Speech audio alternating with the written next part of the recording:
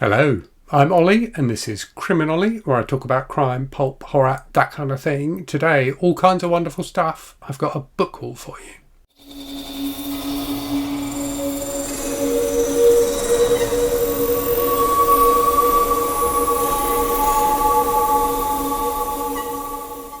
So this is the second in a series of digital book hauls I'm doing. I did the first one last Monday. There'll be another one or two after this one, I suspect.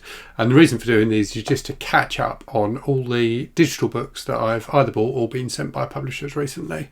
I've had a ton of stuff come in and there's some really interesting stuff in there. There's a lot of the kind of trashy stuff I quite enjoy as well, but there's some good and interesting stuff too. So doing a series of videos just to catch up with all of those and talk to you about the books that I've had come in. I'm going to start this one with a few books that were sent to me by a publisher, Starkhouse Press. So they publish a load of different stuff. They seem to particularly specialise in crime, but they do publish other genres as well. And they publish a lot of vintage crime as well as some newer crime too. So there's some fantastic stuff on their website. I'll leave a link to it in the description for the video. So they've sent me 4 books. The first of which I have already talked about on the channel because I read it a little while ago. So that was a book called Three Aces, which has got it's a collection of 3 novels originally published by Ace Books in the 50s. So those 3 books are The Gilded Hideaway by Peter Twist, In at the Kill by Emmett McDowell, and Heat Lightning by Wiley Shaw. And they're a nice range of different styles of kind of pulpy crime fiction. So I really, really enjoyed that book. The other ones they've sent, which I haven't read yet, are Evil Intentions Come by Timothy J. Lockhart, which is like a modern crime novel, albeit I think it's like a period piece. The description describes it as being a bit like James M. Cain. And Timothy J. Lockhart looks like he's written a few different things, including some stuff that's more kind of like thrillery. I think he's got kind of a military background. So interested to see what that's like and maybe try some of his other stuff as well. They also sent me a vintage one called Pulp Champagne by Lorenz. So Lorenz is not someone I'm familiar with, but it looks like he wrote loads of different stuff for the pulps as well as writing some novels. So this is a collection of short stories he wrote for Pulp magazine. So it looks really fun and got a fantastic cover. And then also The Velvet Fleece by Lois E.B. I'm not sure if I'm pronouncing that name correctly. It's EBY and John C. Fleming. So they were like a partnership of writers who wrote a few different things during, I think, kind of the 40s and 50s. So this looks like an interesting one as well. So yeah, all of those came in from Starkhouse Press. So thank you very much again to them for sending those to me. Right, let's dive into the Kindle stuff I've bought for myself then. So the first one is The Beautiful Ones by Silvia Moreno Garcia. So I've really liked the books I've read by her. I read Mexican Gothic, and I feel like I've read at least one other, but I can't now remember what it was. But I've got a few things on her to get to on my Kindle. This is one of them. This, I think, is more of a romance. So it describes itself as a magical romance rather than the kind of horror she's become better known for. But it should be an interesting one. I've also got Boy Parts by Eliza Clark. So I don't know much about this other than it's kind of one of those like literary books that made a bit of a splash recently. So not necessarily the kind of thing I normally enjoy, but I've heard some people talk very highly of it, and it was only 99p, so I bought it. That should be my catchphrase, shouldn't it? It's only 99p, so I bought it. Next up, we have Queen Charlotte by Julia Quinn and Shoda Rhimes. So I've got a bunch of the Bridgerton books. So this is part of the Bridgerton series. So I've got a bunch of the Bridgerton books on my Kindle. I've read the first 2 and really enjoyed both of those. This one's a bit different in that this is the latest series of Bridgerton that was on Netflix isn't based directly on any of the books, I think, and instead it tells the backstory of Queen Charlotte. I really enjoyed it, so my wife and I watched that season recently and I had a really good time with it. So this book is effectively, I think, a novelisation of that season, written by Julia Quinn, who writes the Bridgerton novels, and also Shoda Rhimes, who's like the kind of producer and showrunner of the TV show. Next, something a bit older, so the illustrated Gormenghast trilogy by Mervyn Peake. So I first remember hearing about the Gormenghast books when I was a kid, and a friend of my parents like raved about them, and I bought the first one, which is Titus Alone, I think. Is that the first one, or is Titus Grown the first one? Anyway, I bought the first one back, way back then, and never actually read it. And I've got one or two of them, I think, on my shelves now that I picked up since then. But yeah, it's one of those series. So a kind of gothic fantasy series, I think, is probably the way to describe it. It's supposed to be like fantastically kind of rich and imaginative. So yeah, the series, the whole series, the trilogy was in a deal, so I thought I'd grab it. Whether I actually get round to reading it, having had the first book for like 30 years and not having read it, we shall see. Right, next we have Saturday Requiem by Nicci French. So Nicci French is a well-known, very popular British crime writer. I haven't read any of her books, but there's a book festival in the town I live in a couple of months' time, and there's like a crime day or 2 days, I think, where they've got various authors coming and talking. So I'm debating whether or not to go to that, but I thought I'd pick up some books by authors who were coming to that and try and read them before the actual event. So Nicci French, as I say, is one of those authors. So I picked this one up because it was cheap. Whether I go to the event, whether I read the book is another matter. But it seemed like a good idea at the time. Next we have Spurred by Vanessa Vale. So Vanessa Vale is a writer of kind of basically smutty romance, I think. Andrew from It Came From the Page read one of her books, the name of which escapes me now, but said it was fantastically enjoyable. This one was on Kindle cheap, and I thought I'd grab it. I think it's a kind of cowboy thruple romance. So yeah, we'll see what I make of that if and when I get to it. Right, next up then we have The Protocol by J. Robert Kennedy. So this is the first of the James Acton thriller series. So J. Robert Kennedy, from what I can tell, is one of those people who writes has written a successful series of basically like Kindle books they look like they're a bit like Clive Cussler's Dirt Pit books in terms of being kind of adventure-y books, but with a bit of I think each one of them's got a bit of kind of something that's happened in history, and then someone now needs to investigate that. So that kind of post Dan Brown kind of thriller, I guess. So yeah, anyway, there's a bunch of them, and they look fun. So I've got this one, and I think I've subsequently picked up another one as well. But yeah, they were both in deals. Next we have something a bit more literary, Lessons by Ian McEwan. So this is, I'm part of an offline book club with some people I've worked with over the years, and we haven't met for a while, but this is the first month where we've kind of trying it again. So I read The Satsuma Complex by Bob Mortimer this month for that. One of the other books that was suggested as a book we might read was Lessons by Ian McEwan, and lo and behold, it was in a Kindle deal last month, or this month, August. So I grabbed it. We shall see whether or not we actually decide to read it or not. But Ian McEwan is an author I wanted to read more of anyway, because I read The Cement Garden a couple of months ago and really enjoyed it. So hopefully I'll get to that one at some point. Next up we have 3 books I bought for Garb August. Actually 4 books I bought for Garb August. So the first one of those is The Devil's Laughter by William W. Johnstone, which was our group read for Garb August. So I have read that and shared my opinions on it already. Kind of a strange mix of men's adventure and horror. Then we have a shifter romance, The Gargoyle Gets a Girlfriend by Calandra Hunter, which was very slight but kind of okay. I did quite enjoy it. And then we have The Blacksmith's Mail Order Bride by Cindy Caldwell, which I didn't particularly enjoy. So like a kind of Western romance, like a frontier kind of romance type thing. But yeah, it didn't quite work for me. There wasn't enough romantic tension in it. And then I also picked up a Virginia Andrews book, which I ended up not reading for Gargoyle because I reread Flowers in the Attic instead.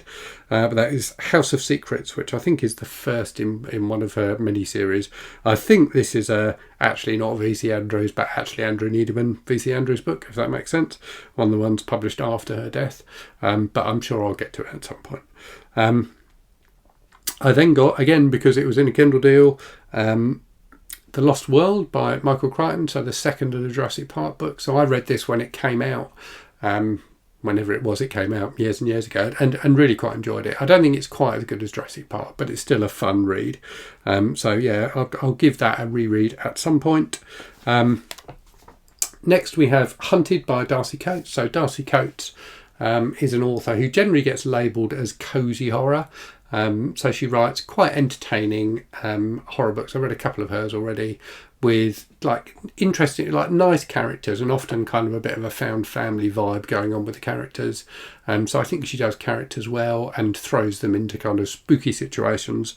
So yeah, this is one of hers. I've not yet had a bad time with the Darcy Coates book, so I shall pick that up when I fancy a bit of cosy horror. Next, more horror, Rattus New Yorkers by Hunter Shea. So this was the book club read for my Patreon book club this month. So each month my patrons choose a book for us to read. This is the one that was chosen for this month. So I have read it already. It was fun. So fun killer animals books about killer rats in New York, as the title would suggest. But yeah, it was entertaining. Next we have Skin by Mo Hayder. So this is the fourth of the Jack Caffrey books. So I talked about the first of those books, Birdman, a little while ago on the channel. So I really enjoyed that.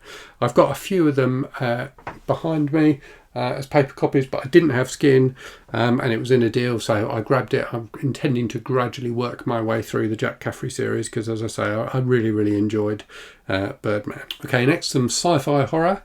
Paradise 1 by David Wellington, which is describes itself as a terrifying survival horror set in deep space. So I've got another book by David Wellington somewhere, a paper copy of it, which is like a zombie book, I think, which I haven't got around to reading yet. But this looked really good, and I think I saw another channel talking about it. It might have been Rachel from Shades of Orange.